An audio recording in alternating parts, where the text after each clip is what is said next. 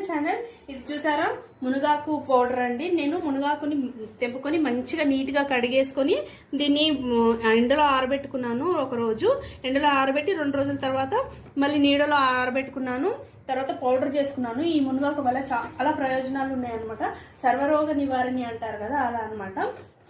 హెయిర్కి కానీ స్కిన్కి కానీ ఇంకా యూరిన్ ఇన్ఫెక్షన్స్కి లేడీస్ పర్సనల్ ప్రాబ్లమ్స్ కూడా చాలా మంచిది అనమాట. ఇది హెయిర్ ఊడిపోతున్న వాళ్ళు ఇంకా హెయిర్ అంతా చితిలిపోతూ ఉంటుంది కదా, వాళ్ళు ఏం చేయవచ్చు అంటే మజ్జిగలో కొంచెం ఇంత తీసుకొని కలిపి తాగుతూ ఉంటే రోజు 45 డేస్లోనే అండి మంచి రిజల్ట్స్ ఉంటుంది అనమాట.